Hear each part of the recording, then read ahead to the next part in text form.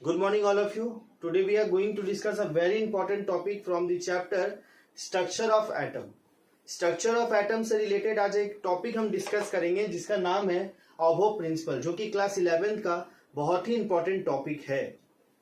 अगर हम ऑबो प्रिंसिपल का बात करें तो ऑबो प्रिंसिपल का कहना है कि वो किसके बारे में बात करता है, तो यहाँ लिखा हुआ एनर्जी ऑफ दी ऑर्बिटल के बारे में।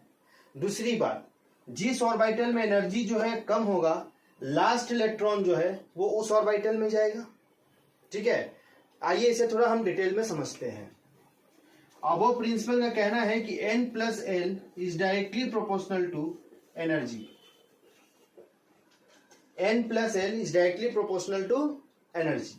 अगर n प्लस एल का वैल्यू ज्यादा, इट मीन्स उस ऑर्बिटल में एनर्जी भी क्या है, ज्यादा है।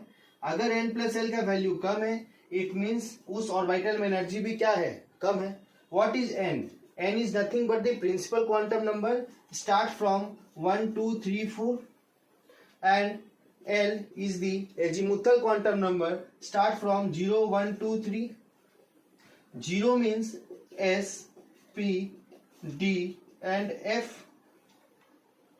0 S, 1 P, 2 D, 3 F.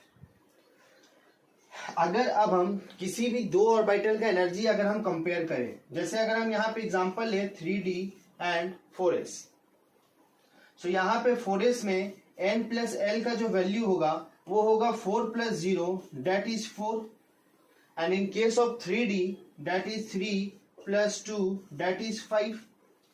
तो इन दोनों केस में, इन दोनों ऑर्बिटल में एनर्जी किस ऑर्बिटल में ज्यादा है, इस वाले में, और किस ऑर्बिटल में एनर्जी कम है, इस वाले में।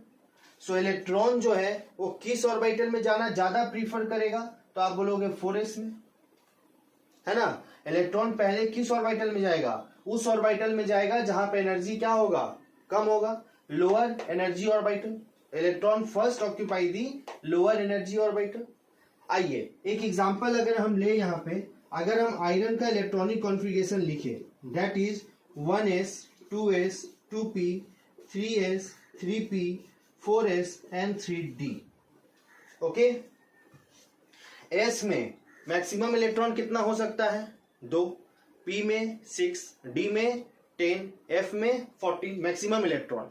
सो यहाँ पे अगर हम इसको, क्योंकि इसका इलेक्ट्रॉनिक कॉन्फ़िगरेशन एटॉमिक नंबर जो है कितना है 26 है, तो अगर हम इसको फिल करें तो 2 2 6 2 6 2 and 6, this is the electronic configuration of iron.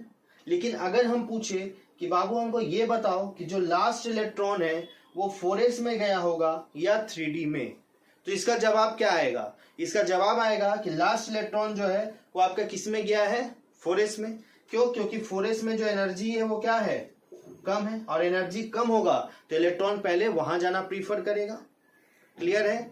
Exam में आप लोग का एक क्वेश्चन देखे होंगे जो कि बार बार पूछा जाता है कि write down the electronic configuration of Fe2+। तो इसको किस हिसाब से हम डील करेंगे, तो यहाँ पे इसको समझो। अगर यहाँ पे Fe है, इट मीन्स 26। अगर Fe2+ है यानी कि 24 इलेक्ट्रॉन हमें फिल करना है ना। 2 इलेक्ट्रॉन हमें क्या करना है, गायब करना है, डिलीट कर देना है ना। तो कैसे हम डिलीट करेंगे, क्या हम 2 इलेक्ट्रॉन 3d से गायब करेंगे या 4s से, तो हम जो है 4s से 2 इलेक्ट्रॉन क्या कर देंगे, गायब कर देंगे। और 2 इलेक्ट्रॉन जब हम 4s से गायब कर देंगे तो हमारा इलेक्ट्रॉनिक कॉन्फ़िगरेशन Fe2+ का क्या हो जाएगा, बताइए जल्दी से। तो Fe2+ का जो इलेक्ट्रॉनिक कॉन्फ़िगरेशन है वो हो जाएगा 1s2 2s2 2p6 3s2 3p6 and 3d6। तो समझ में आया कि क्यों Fe2+ का जो इलेक्ट्रॉन है वो 4s से गया, 3d से नहीं गया, क्योंकि यहाँ पे एनर्जी कम था। इलेक्ट्रॉन पहले वहां गया होगा तो हम इलेक्ट्रॉन को पहले वहां से निकाल लेंगे, जो रेस्ट इलेक्ट्रॉन है वो यहाँ पे है। चलो एक क्वेश्चन हम आपको होमवर्क में देते हैं, Fe3+, इसका इलेक्ट्रॉनिक कॉन्फ़िगरेशन आप लोग को करके दिखाना है। ठीक है, तो ये टॉपिक था हमारा ऑबो प्रिंसिपल, जो कि शायद आपको समझ में आ गया होगा।